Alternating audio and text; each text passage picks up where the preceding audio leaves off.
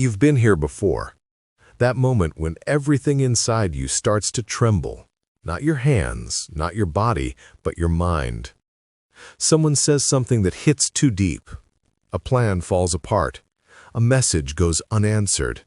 And suddenly it feels like the entire world is pressing against your chest. You tell yourself to stay calm, but you don't. Because calm isn't natural when your sense of control starts slipping away. But what if I told you that peace, true, unshakable peace, doesn't come from control at all? What if it comes from letting go of the illusion that you ever had it? This is the art of remaining unshaken. Scene transition, quiet reflection, a candle flickers. There's a story about a philosopher who was once mocked for losing his fortune in a shipwreck. When his students asked him if he was angry, he replied, "Why should I be angry at the sea for being the sea?" That man was Crates of Thebes, a cynic philosopher who gave up wealth and status to live with nothing. People thought he was mad, but maybe he was simply free in a way most people never are. He understood something most of us don't. You cannot be shaken by the world if you've stopped depending on it for your balance. Think about how much of your day is spent in invisible wars, trying to prove something, protect something, or control something that was never truly yours. You worry about opinions that will fade in seconds. You chase validation from people who are just as lost as you. You measure your worth through numbers, likes, and comparisons, as if peace can be earned through applause. But here's the uncomfortable truth. The world is built to shake you. It's built on instability, on constant motion, competition, and illusion. And the more you tie your identity to its shifting winds, the more easily you'll be thrown off course. Scene. Quiet. The camera lingers on a calm sea. Nietzsche once wrote, "He who has a why to live can bear almost any how." He wasn't talking about blind optimism. He meant that when you have something deeper anchoring you, a purpose, a principle, or even a sense of inner meaning, you stop reacting to every wave. It's like being in a storm. You can't stop the rain, but you can remember why you're walking through it. When you lose your why, even a drizzle feels unbearable.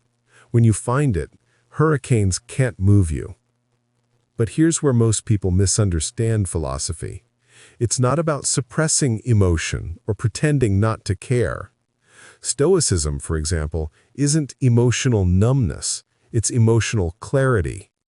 Marcus Aurelius, emperor of Rome, wrote to himself every night. He didn't write to impress anyone. Those writings were never meant to be read. He wrote because he was constantly at war within himself. And through that war, he realized that peace is not the absence of struggle.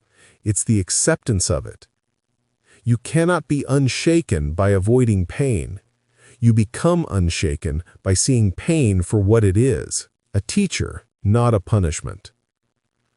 Scene transition, a soft but intense tone builds. But maybe you felt it, that creeping anxiety that no matter what you do, you'll never truly arrive. There's always another level, another person doing better, another expectation you can't meet. It's a trap Nietzsche called the slave morality, the endless loop of living by other people's definitions of good and bad, success and failure. You become a reflection of others' desires, forgetting that your life was meant to be an expression of your own. To remain unshaken, you must commit a kind of rebellion, not against society, but against your own conditioning.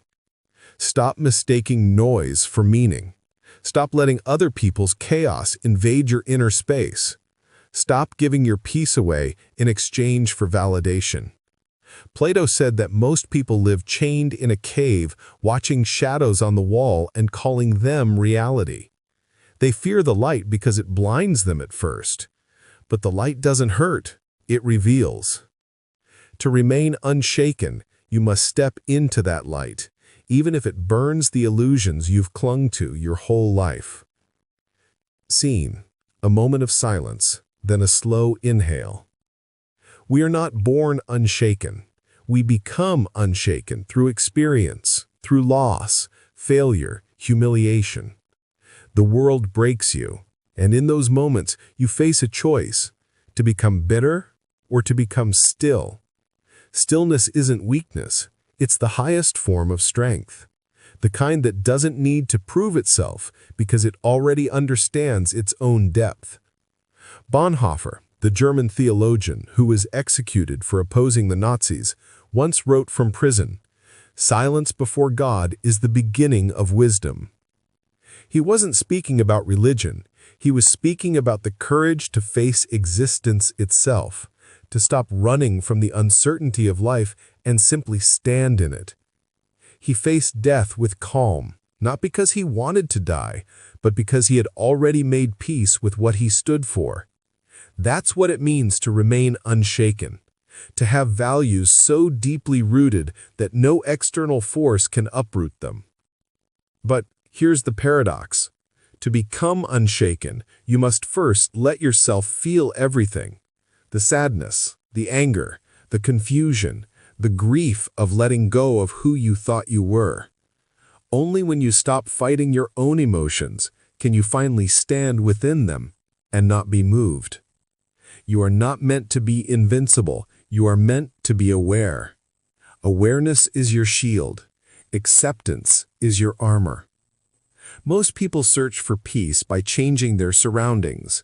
They switch jobs, partners, places, habits, but carry the same restless mind wherever they go.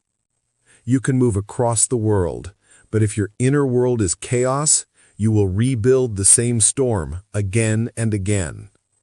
Remaining unshaken doesn't mean building walls, it means building roots. A wall hides you, roots hold you.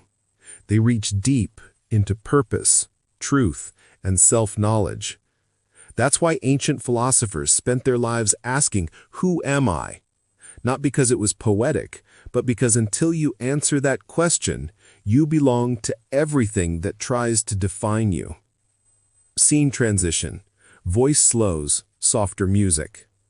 So how do you begin this art of remaining unshaken? It starts with small, quiet acts. When someone insults you, pause before reacting. When something fails, breathe before judging. When you feel chaos, return to the present moment. In that pause lies power. In that silence lies sovereignty. Because the truth is, the world will never stop shaking. But you can. And that's enough to change everything. Closing scene. The music fades into stillness. One day, you will wake up and realize that the storm outside you no longer dictates the storm within you, that people's words no longer pierce you, and outcomes no longer own you. That's not apathy, that's mastery.